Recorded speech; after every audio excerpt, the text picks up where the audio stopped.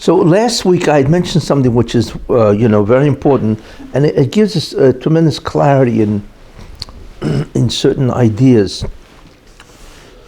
I mentioned last week that there's a problem. We know the general rule that it is the majority of an individual's deeds, looking at the quality and the quantity of those deeds, that determine the direction or the ultimate destination of anybody. That's really what it is. Okay, so the majority, if it's good, will get you into Olam Haba, and the majority, if it's bad, you will be annihilated. However, the problem is not the majority. The problem, of course, is the minority. The minority deeds that you do, right? If the majority is good, right, and the minority is bad, well, that has to be dealt with. The bad deeds, the averas, so to speak. And on the reverse, if the majority is bad and the minority is good, that has to be also dealt with in terms of the attribute of justice. Obviously, both have to be dealt with. So generally speaking, if the majority is good and you get Olam Haba, right? Since in order to get into Olam Haba, or rather the condition is that you have to be part of a perfected community, shleimus, in Olam Haba. What does that mean? That means that you have to be in Olam Haba attached or in an intimate relationship with God, the Ribono Shel Olam, for eternity. You see, the problem, of course, is if a person is bad or he has bad deeds, then it won't work. Because even though in terms of the good deeds, that's fine. But in terms of the bad deeds, it's not going to work.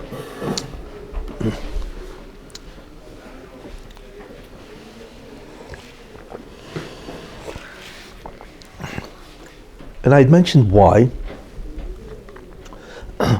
Because when a person does something which is an avera, what he does in many ways is that since he's doing his will and not the will of God, it is a statement of Yeshod Mavadoi. Besides God, there's also me, and I can do whatever I want. That's really what every avera ultimately testifies to. When you do something which is against the will of God, you are really saying that I can do anything I want, right? Even against the will of God, because I also exist. So what happens as a result of that is that there's a thing called a klipa. What a klipa in English, it's called a shell.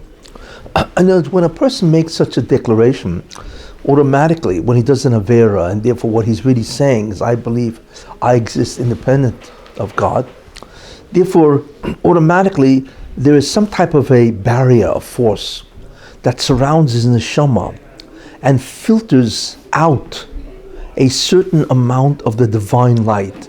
Because when you are exposed to God, His divine energy, when you are exposed to that divine energy really is an Einod Milvadoi, Hara, illumination.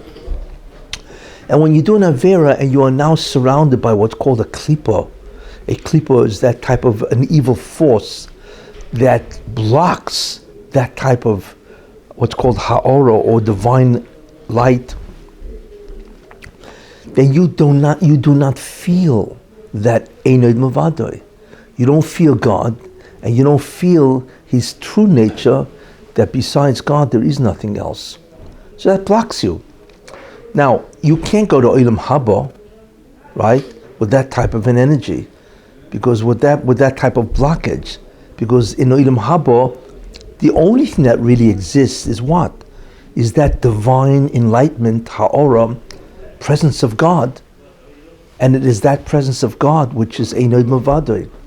So and then how in the world can you be experiencing Einod Mavadoi when you have a blockage to that light, this sort of like, satanic blockage? So obviously you can't have it. It has to be removed. And that's the problem, you see. And therefore, somebody who has done a majority of good deeds, right, and he has a minority of bad deeds, he has a certain amount of admixture, of darkness, of klipa. And obviously he cannot be in Olam Haba with that barrier. Because the rule is that in Olam Haba, the divine light is completely pervasive throughout. There is no blockage. And we'll see something else later on, but there could be a diminishment of light, you see. In other words, God can restrict his presence to you in one of two ways. Either you're blocked because of this tumah, this darkness, this barrier, so that blocks his presence. Or even if you remove that, if you only deserve a certain amount of reward in the Olam Haba, then what happens is that God diminishes his presence to you. It's not blocked because there's a barrier. It's diminished because you do not deserve more Hara, more of the divine energy. So it works two ways. So, Olam Haba, there can be no barriers, but there can be a diminishment of God's presence if you don't deserve it. And we'll see a little later that there's no such thing as equal in Olam Haba. Everybody gets the amount that he deserves through justice, what he earned or what he caused. You see, he doesn't get more or less. Therefore, nobody can complain because the amount that they got is due to their own actions. You see, but there's no blockage there. But there is a tremendous inequality there. Like I say, because since everybody varies in terms of what they've done, then the amount of presence of God will be variable. And that will take place. So there's no two people really in a certain sense that are equal in the future world, Olam Haba. However, the barrier cannot be. You see, so therefore there has to be a way of removing the barriers if in fact you do have the majority of good deeds. And the answer to that I mentioned, there are two ways to remove barriers. One is through tshuva, to repent. If you repent, then the barrier is removed. However, what happens if you don't repent? Then the only other way to remove it is through suffering. Yisurim. So God created Yisurim, the phenomenon called Yisurim, as a way to remove the barriers. And therefore, you can be in Olam Haba, because there's no obstruction, and so on. So I mentioned last week that one of the problems is what happens if somebody has 51% good, and he's got 49% evil. So technically he can get Olam Haba. But how do you remove 41% of a lifetime of evil? That's a lot of bad stuff. So how do you remove it? Now the problem is that even if he would suffer physically, it's not enough suffering that could remove that much bad, that much evil actions.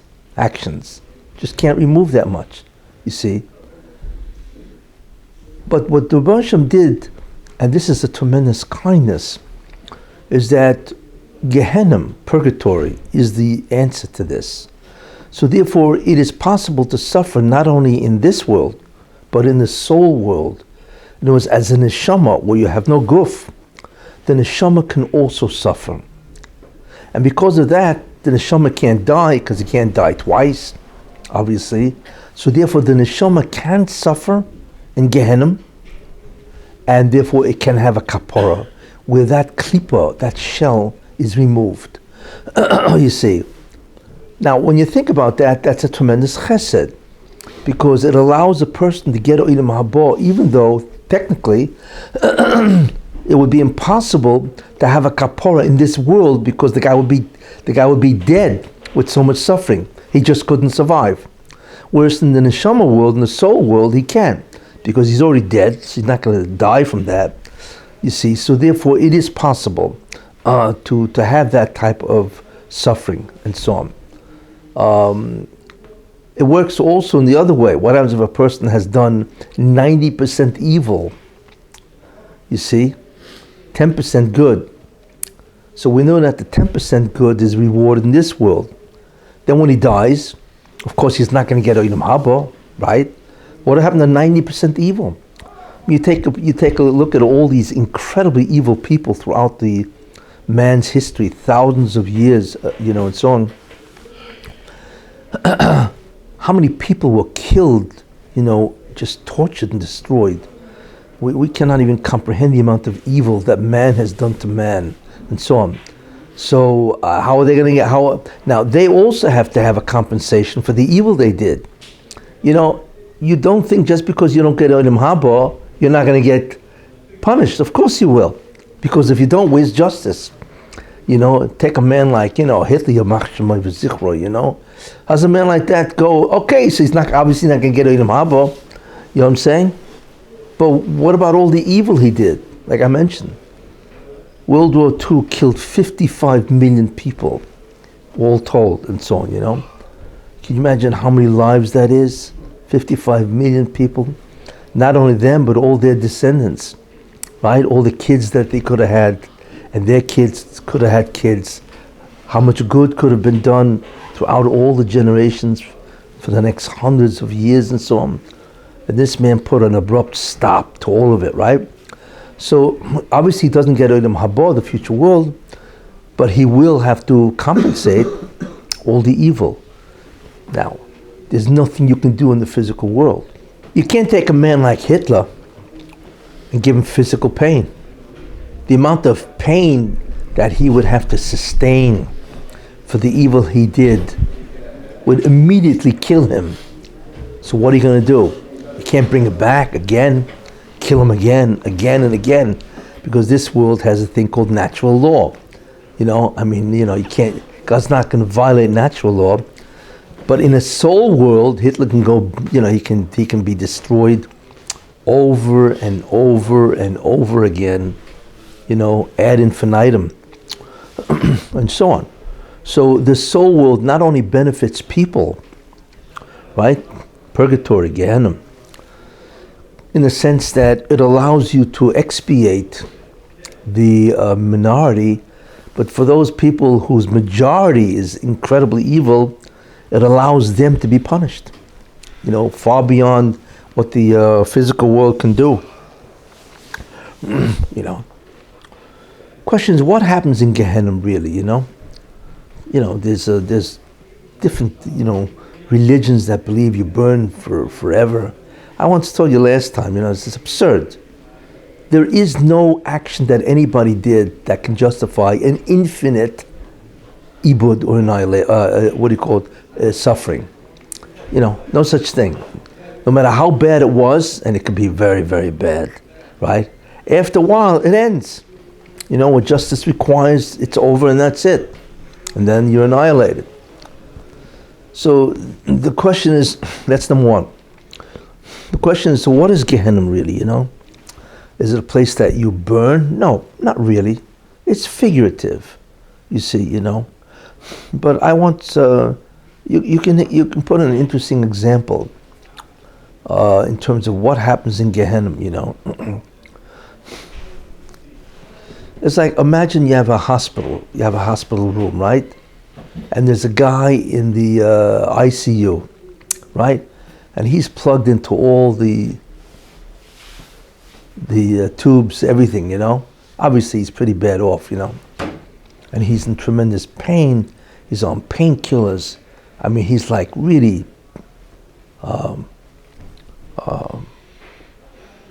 sick and just in a terrible situation, And then he's next to a window. I don't know if they have windows in the ICU. But imagine he's next to a window and he hears the next building, which is close to this hospital. He hears this incredible party going on, And he can see from his window that there's a party going on, right?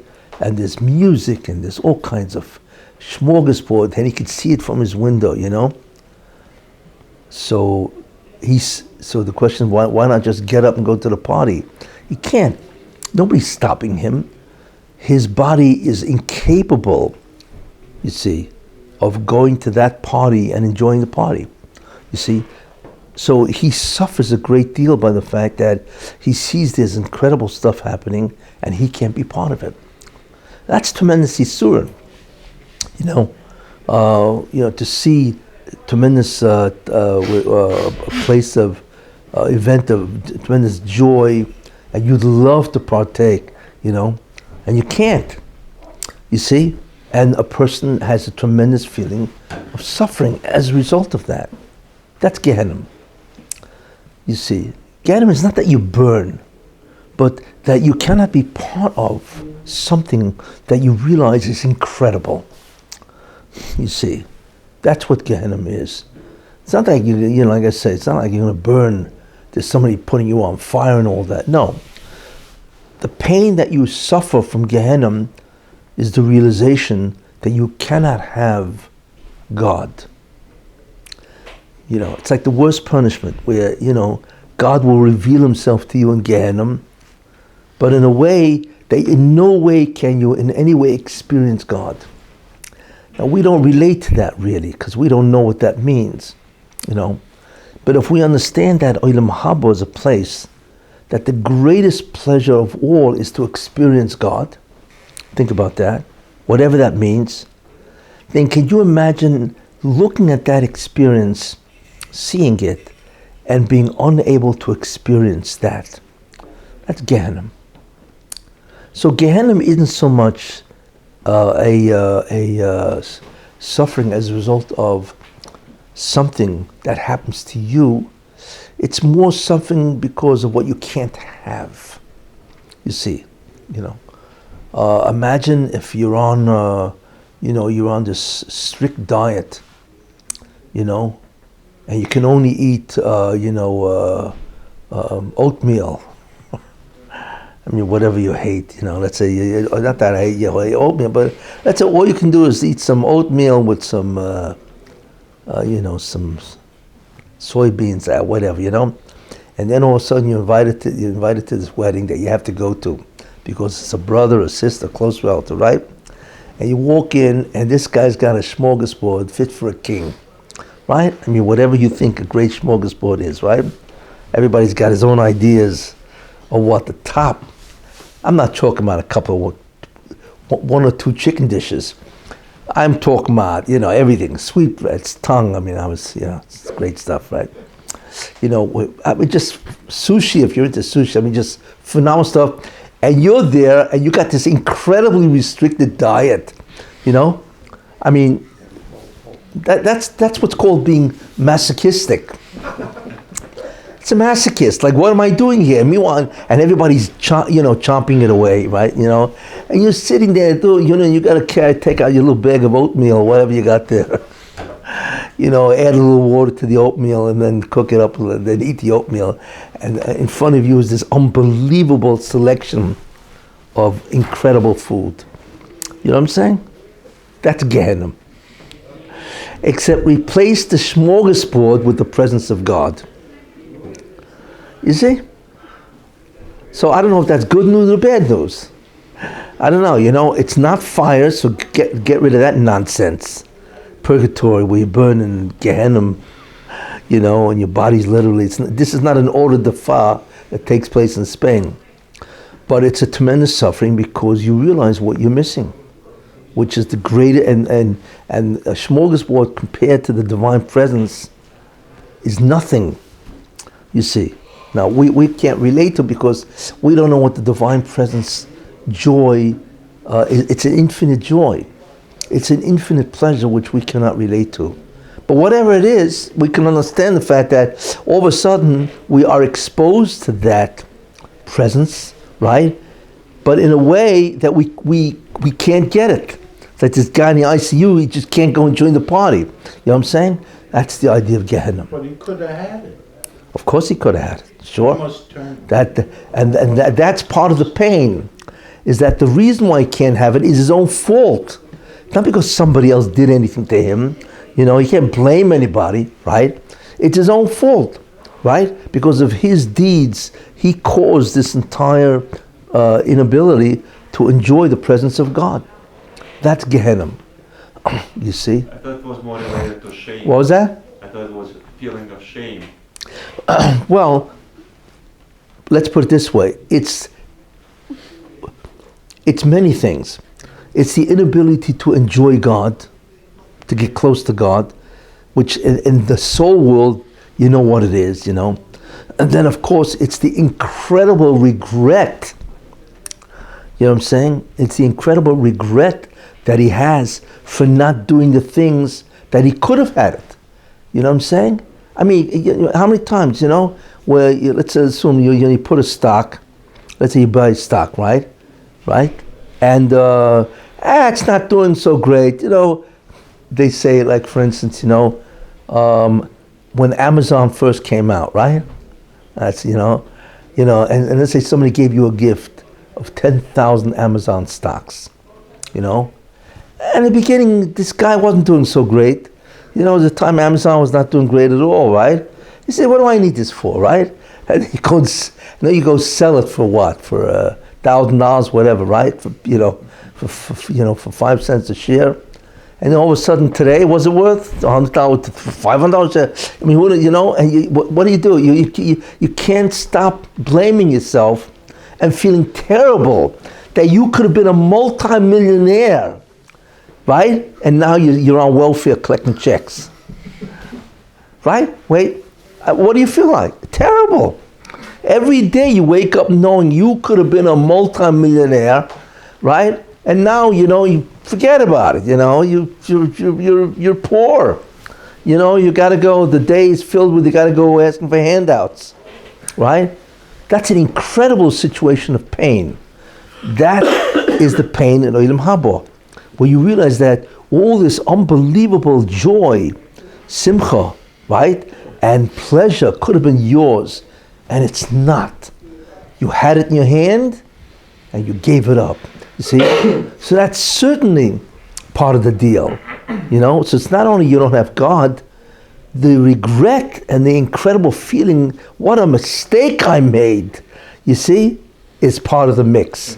Then the third part of the mix, right, and that's the embarrassment and shame, is that you don't have, it's not just the joy of God, it's the feeling of being, to attach to God, to be intimate with God is more than just joy and pleasure. It does something to your existence. You've become a different type of being, you see, and that's also lacking, and so on. So there's a mix of terrible suffering, and it doesn't end. It goes on until the judgment is over, and so on. And then if you're evil, you're annihilated. Can you imagine? After all this suffering, you're gone. You're annihilated. Can you imagine what this guy's thinking while he's suffering? Maybe in a certain sense he says, I hope I suffer for infinite, because after this, I'm gone. Could you imagine the realization knowing, that you're going to your death? Absolute death. And that's after all the Gehenna. I mean, can you imagine a person experiencing that? It's unbelievable, We experience, we try hard, we experience failure, right? We feel bad.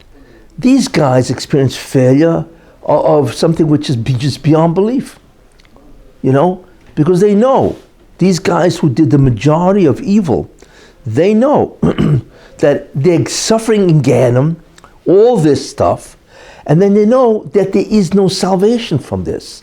And after all this is over, who knows how many years they got to suffer this, And there are different intensities in Gehenna. There are different levels of Gehenna. There's a light level and there's a heavy level, and then there's a level that, we can't even describe the suffering and the yisur and the pain in that level of Gehenna. And then after all of it's going to be done, they cease to exist. Imagine a guy knowing that. Maybe that would be a relief. Maybe, I'm sure, but relief on one side, right? But on the other side, like I say, he's experiencing what he did, you see, and he knows that after all of this, not only you can't have enjoy the incredible blissful state now, but he will cease to exist. That's a terrible, terrible realization. And this is Gehenna. You see, but like I say, it has different levels. There are people that experience this, you know. But they know, imagine a guy knows, okay, after 11 months, right? I'm out of here. And I'm in Gan Eden, you know. So there's a certain sense of relief or whatever. They know it's going to end, and then in the end I'll get Gan Eden and then Olam Haba and so on, right? Okay, so a guy can bear it, so to speak, you know. But these guys can't even bear that because they're gone. They'll be over with. We cannot imagine the suffering of people who are evil, majority evil, right? And they know, and they go through this, and then they're gone. We don't even know what that is. But whatever it is, it's the worst possible situation that a person can have. You see? Like I say, you know, and that, so therefore Gehenna is for those guys who have the majority evil, right? And so that they can expiate, you know, the evil that they've done, and then they're out of it altogether. It's a double whammy, as they say. It's really what it is. How is this Misaki now with the Kesufa? Well, remember, now in the Kesufa is the concept of din. They get what they deserved. But this For them, form of suffering is not, obviously, there's no Nam Kesufa, there's no bread of shame, you know. They would get a bread of shame if they didn't get this suffering. But this particular form of suffering, how is Yeah. this? Because regular suffering is, in this world, is if you were in control, then it should stop. And therefore, it's kind of driving home in your body. So what is the Gehenna form of suffering? How is that? Is the denial of the Einoid Mavadoi. Over there, like I said, you know, there they know what it means to be connected to God. Okay. But the Gehenna is the denial of Einoid Mavadoi. In other words, it kind of revs them up to, because they turn themselves into being of Yeshua Mavado, they have to like basically go through a therapy session, so to speak. To realize that it's Einoid Mavad. In other words, they can know there's Eino Mavado, but to really accept into their being that there is an Eino Mavado. Yeah. And could you say that the whole experience of between Gan Eden and Gehenna is really one experience of a revelation? Yeah. And then Yeah. Gan Eden is where they get a Me'ain of what they are going to get in Olam Haba. Exactly. And Gehenna is just The denial. It's not in the Gilui. The difference is in them. Yeah. Meaning it's the same Gilui all around. It's just that they, because of their status, so they experience it as a denial, not because they're not a clay kibble, because they can't accept it. No, they can't. It's like the guy in the ICU, he can't go into the party. That's what I'm saying. So Yeah. it's the same Gilui. The tzaddikim are able to accept it, so they get a me'ain, they get a Yeah, it's the same thing. But- It's not, you see, that's the mistake that religions make, you know. It's not another thing. It's not like God puts you on fire, you know, because that's the classic Christian understanding of purgatory, is you're going to burn in hell, you know, for eternity, which is absolute nonsense, you know. You don't need a fire. The lack of God is the fire. So they don't understand. The denial of a being of that nature, what it could do for you, and that it's the infinite joy. Like I said, we don't know what that means because we're not an Olam Haba, you know. But the lack of that type of being is just beyond belief. So my question is, after a person is done, that is judged to be a tzaddik, Yeah. except he has schmutz that has to get rid of. Correct. Barriers. So down to Gehenna. Yeah, that's right. So now, but he knows. Yeah, but that's 7 levels of Gehenna. Remember In other what? words, I'm not getting it now, and that's distressing. But to a certain degree, he has in the chama, so to speak, saying that I will get this. Yes. Meaning, Yes. it's the only distress is that I'm not getting it now. But that's obviously extremely painful. It's extreme because it's an Yeah. extreme thing, so to speak, Yeah. the presence of God. But at least that nechama he has, that, like you said, another 11 months, and I will have it. Yeah. Yes. So it's preferable to get punished in this world Yeah. than Correct. in the next. Yeah, Ganem is much worse. No, Yes. where does this leave everybody in this generation? Are we like the kids that were kept after school? We had to go to summer school because here we are all back at the end, you know, and you know everybody else made it, but here we are. We're still, you know, we're still in school. You know, are we like on the 49-50% border, and that's why we're here now? No. Actually, if you really think about it, our generation is the one that's finishing up the process. It's a tremendous chus that we are actually finishing up the tikkun process, and that's a tremendous reward, so in a certain sense it's a privilege. I know, this world is a very difficult place, It's incredibly immoral and crazy. It's just incompetence is beyond belief. The degradation that man has reached is really terrible, But for those people who are still doing mitzvahs and all that, and so on, it's a privilege because we are finishing off the tikkun. It's like, who's the guy who gets the credit? You have a baseball game, right? Let's use this as, right? What do you got, 9 innings? Yeah, the closer. Right? And it's 5, and it's, 5-5, right? And the last guy gets up to bat, and there's 5, and there's one guy on base. Or it doesn't make difference, it's 5-5, right? Right? And he goes and hits the home run, and he comes in, the other guy comes in, and they win. You ever notice he gets all the credit? You ever notice everybody goes wild for that guy? Well, wait a minute, what about all the other guys that got you to 5, But that guy, somehow, everybody goes wild, because he finished the game. So in a certain sense, we finished the game. We are the last generation. We are finishing the game. There were sages that said they don't want to be alive during that. Yes, and that's because of the concept called miut or, because they knew that in the end of time, the situation that everybody finds himself in is an enormous amount of diminishment of divine light, divine energy. The amount of tumah, of defilement and pollution in this generation is terrible, and you just look into the world. I mean, everybody, who thinks of God anymore, really? Do people miss God? Is there such a thing today, You walk anywhere, everybody basically is into physical attainment, more money, more goods, more property, security, Everybody's just thinking in terms of, I want to get ahead, I want to have a great life, pleasure, power, right? And I want to be recognized. That's what life is really all about. How many guys are really into spirituality, real spirituality, and so on? Very few. So in a certain sense, we are the ones finishing off this whole tikkun process, the whole process where we bring God back. So at least that's a comforting thought, right?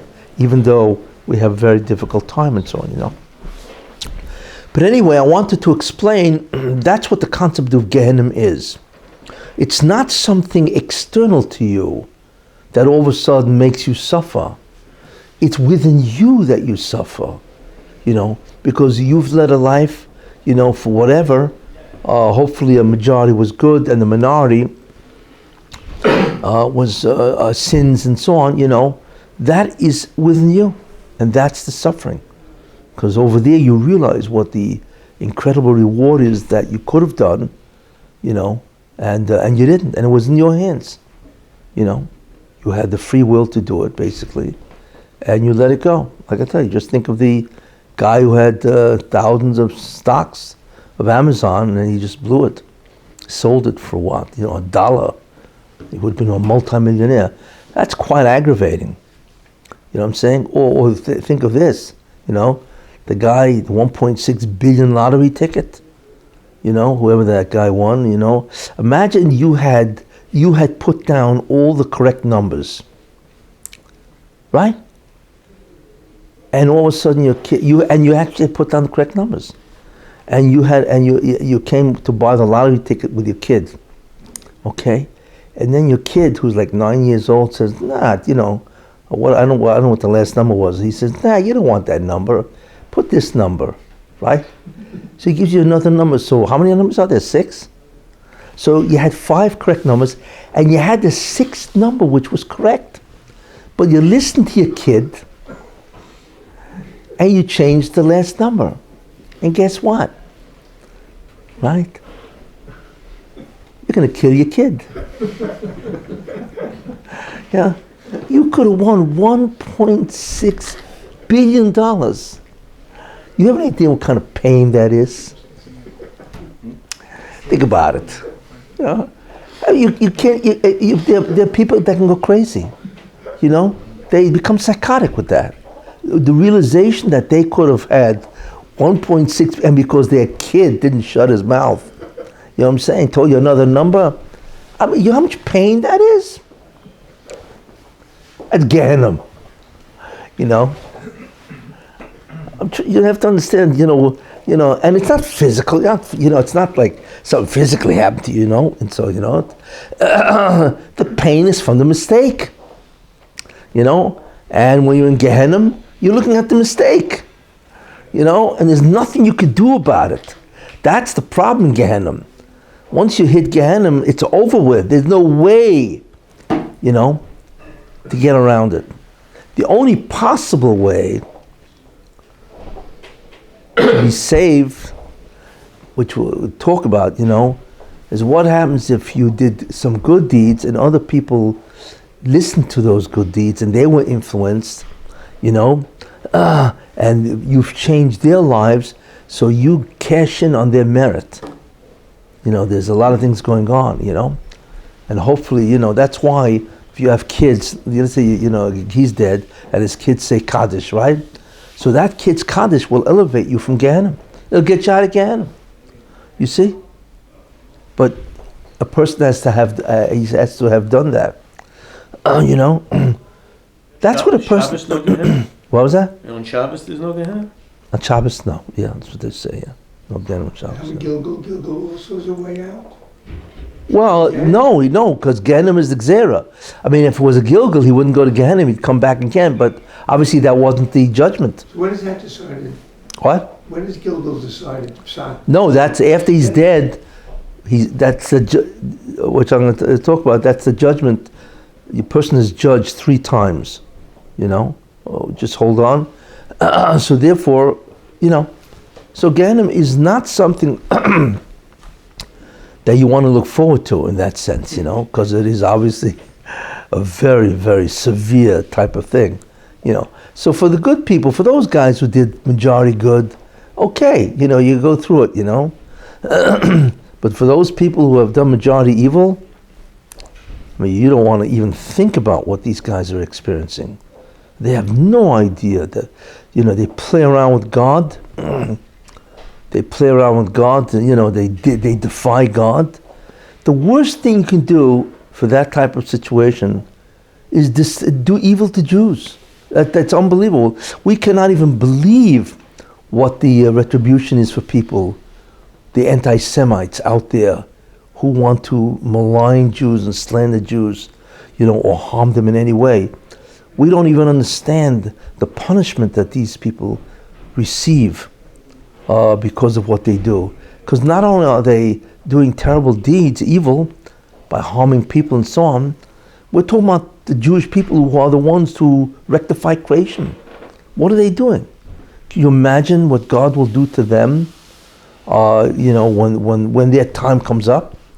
You know, we don't even imagine what's going to happen to these guys. And they think they can play around with God, which is always astounding to me. It's always astounding to me because most people have read the Bible in one way or another.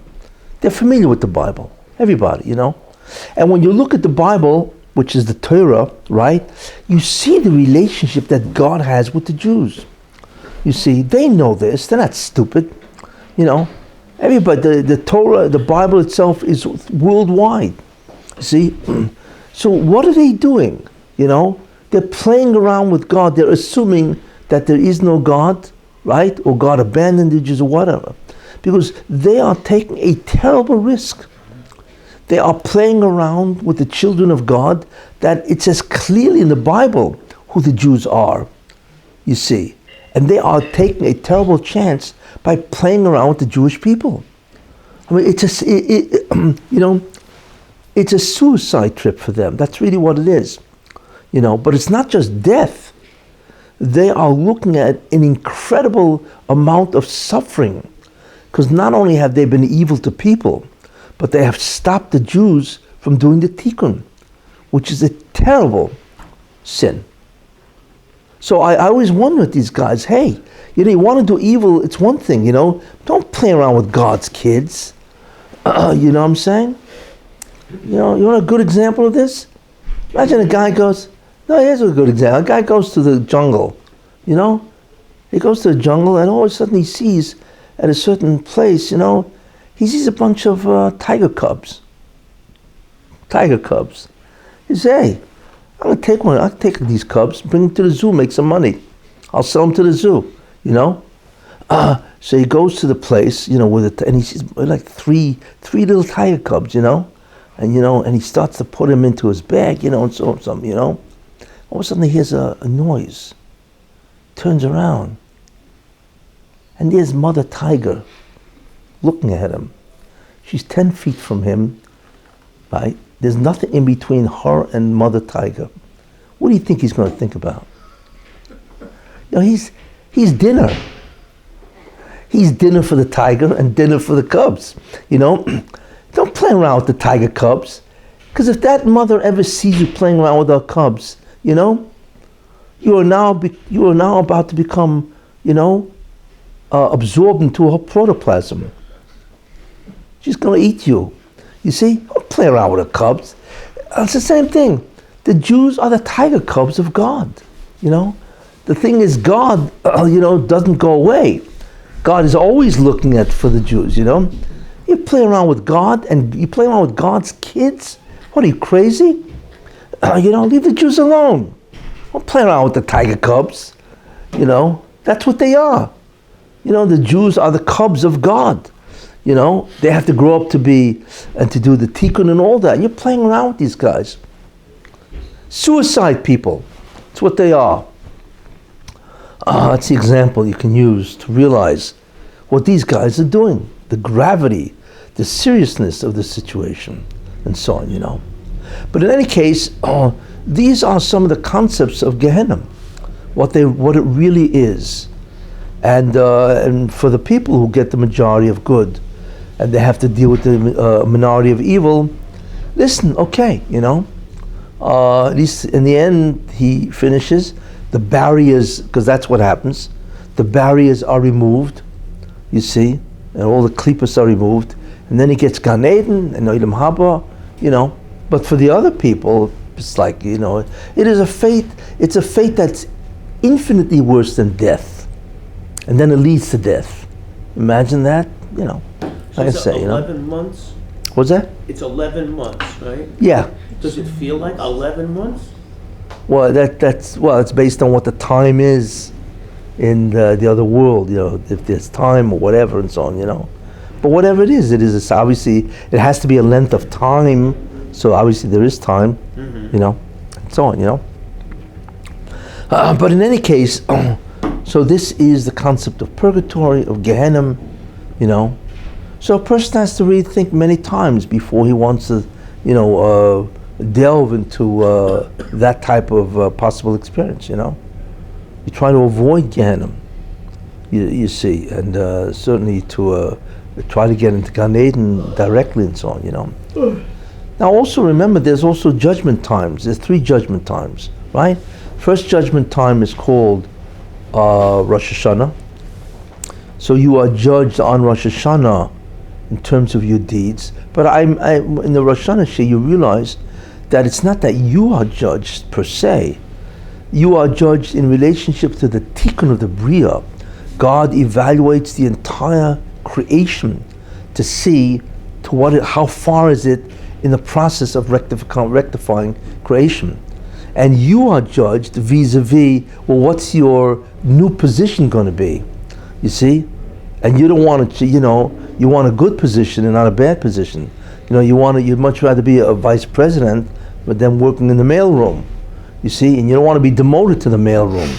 You see? So it's true that you're judged in terms of how you've been doing in your particularly assigned area. That's true. You see? But it is a judgment, and therefore what is assessed is if you have to be moved around to a different assignment, and so on. And that's really in many ways the judgment of Rosh Hashanah. The second judgment period is when a person dies, and there he's judged again by the majority and the minority. And for the majority is one thing, but for the minority, he is now judged in terms of minority. What's going to happen to him, after he's dead? Should he have to come back as an incarnation? You know what I'm saying? Does he go to Gehenna, Gan Eden? What happens to the guy? And so on. Or he has to come back, like I said, as an incarnation into another body, right? To another assignment in order to continue his tikkun process, or to remove, to expiate, a lot of the bad things that he does. And he's judged then. And then, of course, after the resurrection of the dead, so then you have Mashiach comes, right? Mashiach ben Yosef, Mashiach ben David, right? And then at the end of time, you have the resurrection of the dead. And then when in the year 6000, because the world ends in the year 6000, which is the English year 2240, not far from now, right? What was that, 222 years to go? Very, very close, and so on, Then every person who lived is judged in terms of the totality of all their deeds. Total. Why? Because obviously a person can do good. Somebody helped Jews, right? Somebody gave shiurim, and many Jews were influenced, and then they did good deeds based on what you said, and then they transmitted it to their kids, and their kids to their kids, and then their students. So all of that you can't tally up until the end, because a person's good may go on for generation after generation. You see, you can't tally that up until the end. So what God does is he looks at your actions, the complete and total consequences of your actions over all the thousands of years that you've lived, you see. And who knows how many people either did mitzvahs or averos based on what your life was, The worst thing, obviously, is to do an avera, right, where everybody now sins because of you. So you are held accountable for all of their sins, you see. In a certain sense, it's like the internet, In the old days, you said something bad, you spoke Loshon Hara about one guy, okay, Today, you put it on the internet, and millions of people hear and see the Loshon Hara that you just talked about, that one guy. Could you believe this? Millions of people can hear Loshon Hara and they believe you, that you spoke about one guy, and Loshon Hara is forbidden, slander is forbidden, even if it's true. If it's false, it's called defamation. Moitzi Shemra. Could you imagine the amount of sins a guy can chalk up today because of the internet?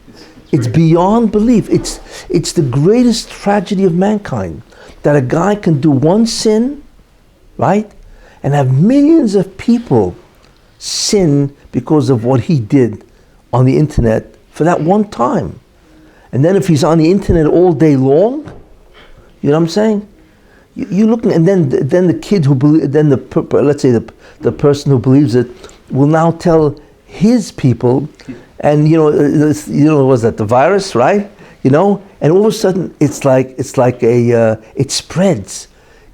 First you sent it out to 5,000 people, then it's a virus. Millions and millions of people. It went viral. Your Loshon Hara went viral. You believe what this guy did? It's the greatest tragedy for a guy to have an internet and to do this type of stuff, to spread lies, to defame people, to slander people. It's just there's no. You're finished. How do you do a kapara for 1 million people that you've just slandered, and 1 million people have believed what you just said? You're finished. Used to be that, if a guy wanted to destroy himself, it would take years. You know what I'm saying? He didn't really have to work at it hard. You know what I'm saying? To destroy himself. Today, you can do it in one day, 1 minute. Just by one deed and destroy yourself. Your whole olam haba, everything. So a guy can get millions and millions of Averis, sins, in one shot. You know what I'm saying? That's ridiculous. That's why the internet is one of the greatest destructive devices ever known, especially in the area of communications, because that's really what it is. It's a global communicative device. You see, where a guy can now destroy himself in one day flat. Doesn't need a lifetime. You see? If he prints a retraction 2 years later. Who listens to the yeah, It's too the late. damage is done. It's done, of course. Yeah, of course, sure. Of course it's done, so you know. So what does a person, how do you talk a person who's about tshuva? Now what does he do? If he did tshuva, Well, there's persons about tshuva, he In a realizes. good way. You spread good stuff. you mean for this particular individual that he just destroyed his reputation? Let's say he destroyed some of your, let's say Loshon Hara, right? Yeah. Well, look. And he comes to your share. And he realized what he did. Yeah, Now he realizes, now what? He's still alive. yeah. Look. Then the question: what's the tshuva of Loshon Hara? First, what he has to do is, do the tshuva of Loshon Hara. What that he says, I will never do it again, and so on. But what about he did? What can he do? What he has to do is say to God, listen, in no way can I undo what I did. It's not possible. However, you are a infinitely merciful being, right? You know how I could do tshuva for this. I have no idea. You are infinitely merciful. The person will say, I want to do tshuva, real tshuva, I feel terrible, So I'm going to do what I can do, whatever I can do. I'll get on the internet and try to say good things about the person I just destroyed and so on, But the tshuva, the only way to do tshuva is your input. You need to help me do tshuva. Like and he God did will for respond. And God will respond. He will somehow get this guy to do tshuva. I don't know how. I mean, because we're looking at the tshuva which is so infinitely complex, But God can do it. That's what God is, And if a person sincerely wants to do tshuva on the Loshon Hara that he's done, God will enable him in some way to do tshuva, however he does it, God, Yehuda, what he did to Joseph, God put him in a situation where he was going to save Benjamin, right? Was it? In Egypt. That Yeah. He put Oh, you mean your Yehuda- dad? There, yeah. So he set him up. I'm Yeah. gonna put you in the same situation. See what you do now. Okay, I mean, That was tshuva, no? yeah, he was trying to undo exactly by Benjamin, trying to, avoid the situation that he did when he sold Joseph. Yeah, look, God is infinite, and God does not want to destroy people. He wants them to get olam haba. That's the concept of the 13 attributes of mercy, racham v'chanun, and so on. So a person has to just approach God and say, listen, I don't know what to do. The only thing I can do is I can try to say, I'm really sorry, I regret, and I never will do it again, The real tshuva and whatever, I'm in your hands. And God will do it. He will have this guy forgiven, whatever it takes. God eventually will allow this person to have the kapara, which is very important, But I'm just saying, we don't realize today that a person can get millions of averis in 5 minutes. It would take a lifetime for a person to accumulate that many sins. And today a guy can do it in 1 day, easily. Rabbi talked about it, somebody was asking him, somebody already did it, he posted a review about a Jewish company online. An online review. What are you? He posted a negative online review. A review of what? Of a Jewish company because of the way he was treated. And I was wondering that Revenge. it's not revenge. You had a bad experience, so just the way of things nowadays is you post a review. So the person didn't even realize the Rabbi was trying to get him to realize what he did. Yeah, he was just spread the Loshon Hara. So the person. There's no toilets in this. The funny, as Rabbi was saying this, he was shaking his head. He could understand. He said, "I never thought I would hear this phrase." Yeah. The guy had said to him, "But it's true." Well, And the Rabbi immediately said to him, "That's the one thing that everybody knows. The one rule in Loshon Hara that everybody knows is that it's even if it's true." Even if He it's said true. He never thought he would that's hear the somebody first say that. sentence in the Chofetz Chaim. He said he never. Afilu thought he would hear somebody say afilu emes gomor. It's Loshon Hara. Of course, of course. And he posted online. How many people watched? How many people saw that Well, review? if they were looking for that kind of business, so they were asking advice. Should I do business with such and such person? So isn't that Toelis already? No, because it's his opinion. You don't know if it's true. And he How do you know if it's true or not? That's his opinion. Maybe it was fine because he was incompetent. You're not giving the other side a chance to defend themselves. So how could you believe what this guy is saying is true? And believe me, they'll all believe it's true. If somebody comes to me and says, "I'm thinking of doing business with so and so," Yeah. do you have any experience with so and so?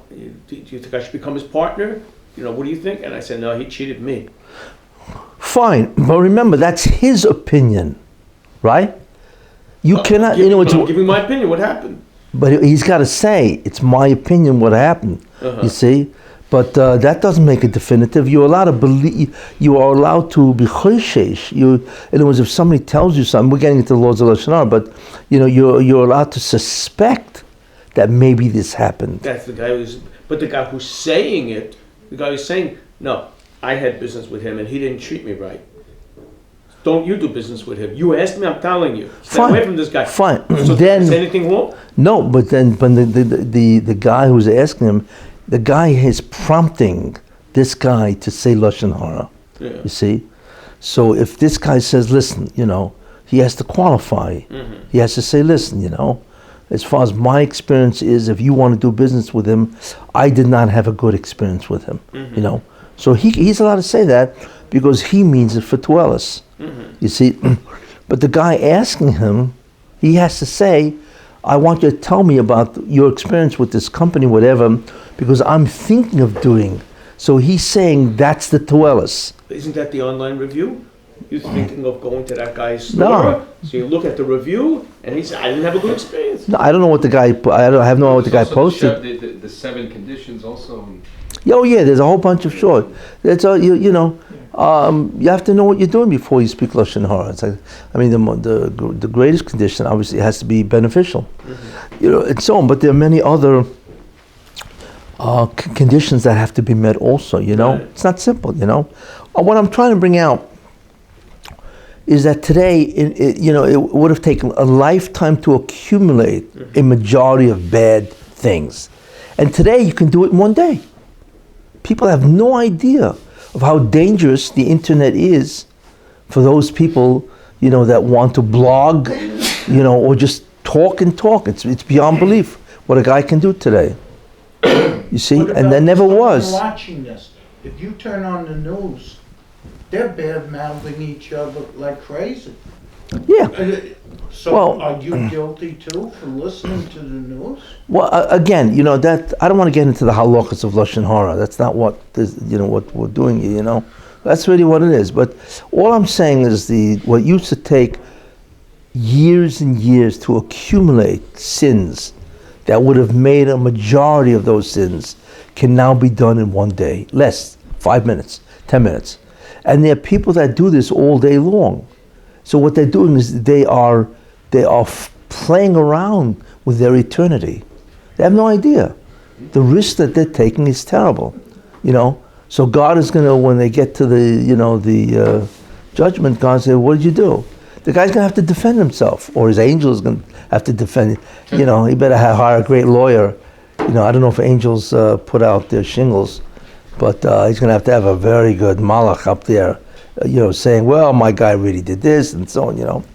But today you can jeopardize your eternity, your olam haba, in one day. This never happened before. That's why the internet is one of the most dangerous things ever made by man. Because, like I say, it can jeopardize your eternity. 10 minutes, you're finished. You know? At the same time, if you give a shir on the internet, you know, you can get an eternity also. You know, if thousands of people listen to a shir, wow. You know, and then they're moved, and then they tell other people and their kids and so on. You know, what works one way works the other way also, you know. But today you have to be extremely careful about saying anything about anybody on the internet. You know, as soon as you talk about a third person and you say his name, you have to be very careful about what you say. And it has nothing to do with if it's true. It's Loshon Hara, even if it's true. You know. That internet has to be looked at as one of the most dangerous things you can ever deal with. You don't realize it's toxic for your Olam Haba, you know. Like I said. Anyway. Shares on the internet. Yeah, That's so. good. I didn't say no, did I? Of course it's good. I'm saying that the internet... It'll be good or bad. But it's more than that. A lot of things can be good or bad. But this could be bad that it could destroy your Olam Haba in one day, in 10 minutes. That's not bad. That is one of the greatest destructive instruments ever known. Right? The ability is staggering, you know? And then you have all this incredible Loshon Hara going on in politics and so many other things. It is beyond belief. The world suffers from an unbelievable, party of Loshon Hara. Goes on all the time. You know what I'm saying? It's astounding what goes on. You know, people have no idea. They are playing around with their eternity. Really playing around with it. Anyway, so that's the concept of Gehenna. And like I say, there are 3 judgment periods. And the last one is the big one. It's called the great and awesome day of judgment, you know. And that's when everything you ever did in all your lifetimes is tallied up to decide, do you have a majority of good, right? And a minority of bad, or vice versa, and so on. And then you're dealt accordingly, you know. That is the attribute of justice. What does Gehenna Kalam Ve'hem Einam Kalam mean? What that means, like for instance, a mulchin, somebody who informs on a person to the government, a government authority, where a government can destroy you. They can't, you know. So the Chazal say that the sin is so bad that Gehenna will end long before their need for suffering will end. It just illustrates how bad it is. What does that mean? Meaning, what satisfies justice, for example? Well, what will happen, obviously, is Gehenna won't end for them, you know. But it means that it's so bad that even Gehenna cannot be mechaper, cannot expiate that type of a sin. That's how bad it is. Gehenna, I mean, you know, just go on and on. But, you know, they're just saying that even Gehenna is going to have a difficult time keeping up to atone for what these guys did. It's terrible. Malchin is, I mean, it's one of the blessings, brachas of Shemona Esrei. Malchin, Maltisik. Yeah. Reconcile what the Rav said. The fire of Gehenna is figurative, but we do see Chazal, that like Yashka, they say is burning. There's a Mida Keneged Mida in the judgment. Yashka is burning in Shekha's area, and Titus is burning him with the ashes every day. Yeah. He said, so is that figurative also? Yeah, that's a figure, yeah. But there is a Mida Keneged Mida that the Gehenna should match his big Avera. Yes. Yashka was a mush, you know, was a Altaiva or whatever. Whatever, but no, those are figurative. I mean, there's a correspondence to that in Gehenna. There is some kind of burning in... there is a correspondence to that type of Gehenna that they're experiencing. You know, it doesn't mean literally these things, but whatever the correspondence is in Gehenna to those substances in terms of what they're suffering from. There is like the Rabbi Chaim said, if you don't put on tefillin, you'll be armless, so your Rabbi Chaim brings it down. But that's a lifetime of not putting on film, you know. Well, no, I'm saying, so there is some kind of media connection. Yes, there's a whole structure of what punishments correspond to which sins, and so on. Sure, of course, you What know. about the other way around? We said the Gehenna was here for the minority, which is, what about if someone did 51, 49, 51 which? Good or 49 bad? good, and 51 bad? Yeah. Is there enough pleasure in the world to give him reward on the 49, or has to have some kind of a Gan Eden for Roshoim or something? Ganei V'Rishayim. I would imagine that, somebody's got 49% good and 51% evil, that the Rebbe Hashem is going to do, he's going to push him over. Because there are many ways, good has many different concepts. You can get in not only on your own deeds, but on your parents' deeds, or your kids.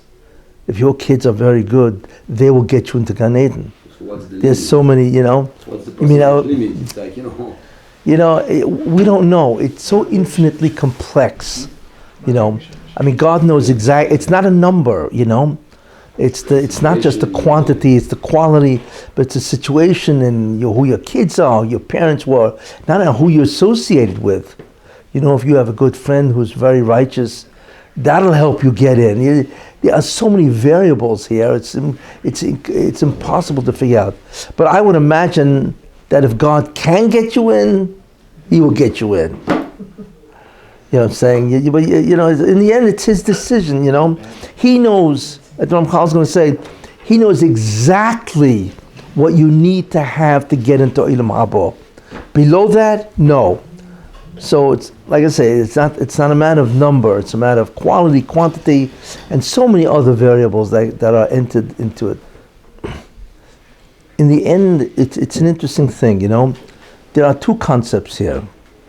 There are the deeds itself, what you do, right? Then there's what's called the inclination of your heart. If a person is a good person deep down, I don't know how deep you go, but if a person is a good person, where he's a good person, he doesn't want to do evil, even if he does. He doesn't want to be bad, he doesn't want to do good, but for whatever reason, it's hard for him, or he can't do it, or the situation doesn't allow him, whatever it is. In the end, the Rebbe Hashem looks at your heart. He looks at your heart, It's not a matter of he looks at your deeds and says, God does not play gotcha. I gotcha. He doesn't do that. He looks at your heart. If He sees really you're a good guy, even if you have a lot of bad deeds, it doesn't make a difference. Look, there's a Raivad who says this. The Raivad says, I think I mentioned it, the Raivad says that by Yom Kippur, Rosh Hashanah, that what God looks at is not so much your deeds. He looks at you. Do you have a good heart? And he actually says this, even if the person's majority of deeds is bad, bad doesn't mean bein adam l'chaver, bad can mean bein adam l'makom. He did a lot of averos, and so on. But what God does, He looks at the person in the sense of what's the inclination, the pattern of this individual. And if he's good, then he's dealt with in a very good way. If he's bad, then obviously God is much more strict with him and so on. So in the end, I would say it's not a matter of deeds. In the end, it's what type of a person are you? Are you good? Basically, are you decent? You know what I'm saying? And or not. There's some people, when you speak to them, you can feel that this guy's a rotten person. I mean, he's really bad. You can feel the evil coming out of him. As they say in Yiddish, schlechter Mensch. A schlechter Mensch means he's a bad guy. You know what I'm saying? You could feel the hate, the anger, the desire to the power, the desire to harm. You could feel it. You see, that's no good. But if you speak to a guy where he's a decent guy, he's a nice guy, a decent guy, even if he sins a lot, in the end, God looks at that. But you're born. And with wait, an and therefore, no, you're born with temperament. You're not born with personality. There's a difference. In the end, that's what God looks at. After the years you've been living on the earth for many years, what kind of a guy are you really deep down, you know? Have you developed a sense of fairness, of goodness, you know, where you're a decent, nice guy and so on, you know? Or are you really a rotten guy down there? You can feel that. There are differences, you know? And in the end, that's what God judges. So if a guy's a good guy, but he's got a majority of sins, you know, let's say he ate treifas all day long, you know what I'm saying? I mean, you know, but basically he was decent to his fellow man, he will get Gan Eden. May take a while, right? He may have to go several trips to Gehenna, maybe a couple of different levels, whatever wherever it's in store from, you know. But in the end, God says, okay, a guy like you, you're in Gan Eden. I'll just clean you up. That's all. You know, get rid of a lot of the dirt and schmutz. Most Jews and so on. get to Gan Eden. The overwhelming majority of Jews, I mean overwhelming, will be in Gan Eden, and therefore they will be in Olam Haba, you know. Unfortunately, you know, a very, very small percentage of Jews will not get into Olam Haba, although I think the Baal Shem Tov says that every Jew will make it into Olam Haba. Every Jew. Korach? Because because like I said, as we will see later, even if you don't have the ability to get into Olam Haba on your own, there are many ways to get you in, because some tzaddik assumed some of your suffering. And that's also part of it, yeah. What tzaddikim can assume some of your suffering, so therefore they removed it, you know, or in some way you were able to help some guy, even though it's very far and distant, you know, and so on, you know. So the overwhelming majority, is 99.99%, will get into Olam Haba in terms of Jews. The Baal Shem Tov, if I remember correctly, says everyone will get into Olam Haba, because God has the ability to get everybody in, no matter who you are, you know, and basically, you know, because and so on, you know. Unfortunately, with non-Jews, you don't find that, you know. Many non-Jews are not good. You see, they're not good, and therefore there are many non-Jews that are good, you know. But there are many non-Jews. I mean, sometimes you can really find evil. I mean, you hear stories about certain politicians. I mean, you can feel the evil coming out of that guy, you know. That's bad for that guy. That guy's playing around with his eternity and so on, you know. But in the end, I think, basically, most of mankind will get into Olam Haba. Yes. Because God doesn't want any human being to be annihilated. Because the works, like you said, Maisi Yodai is, you know, Maisi, when the Egyptians were dying, and they were bad. And the Egyptians to the Jews, they were really bad, you know. I mean, they made them suffer terribly. So when they were drowning in the Red Sea, the Red Sea, so God and the angels were singing Shira, a song. God said, "Don't sing." Why? Because these are my handiwork. I'm not happy because I'm destroying my handiwork. This is terrible. You see, so they stopped, and that's why in Hallel we don't say two of the chapters, in Hallel on Pesach. That indicates that God does not want to destroy and annihilate really anybody, really. So I believe that most of mankind, in some way or another, probably will get into Olam Haba. We're not talking about levels, remember. What level they're at is a different story, and so on. But probably there will be a significant amount of people, you know, whatever the percentage that is, that will never make it. I mean, because they are really rotten, bad, evil, have committed tremendously evil deeds. That is just, and so on, inexcusable. How do you get in if you have to you said that without a connection to a Jew of some sort? Because in some way, think about that, you know. But you know that the Roshon Yochai is saying that they only did it for themselves. So that's also. But he still gave him a chance with Sukkah. even though they did it for themselves, God still gave them a break. What do you give them a break for? They try again. What do you mean try again? Justice says it's over with, Because in the end, the Hashem does not want to annihilate. Yeah, but in that Gemara, they fail. Yeah, they fail. Yeah, they fail. And Almighty laughs at them. So he's just showing them you don't have what it takes. Yes, but the question is, does that mean they never made it?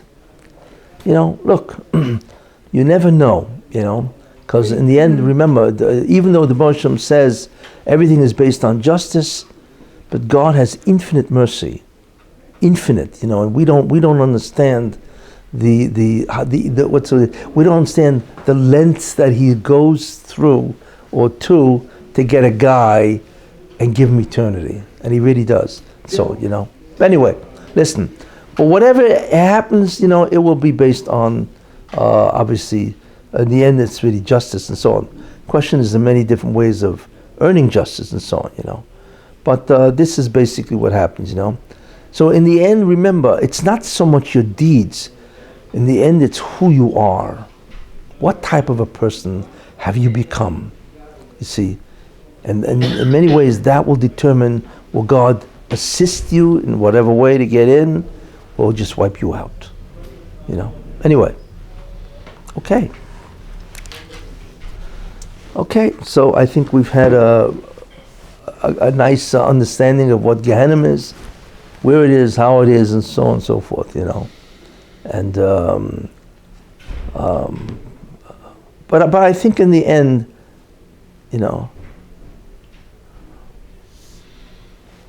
God has put into place many different what's called contingency plans, to help people get into Ilam Haba, because the will of God is not to deny people Ilam Haba.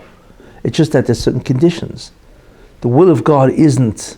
That's when you think about the incredible difference between there's so many religions where you have to pacify God not to kill you.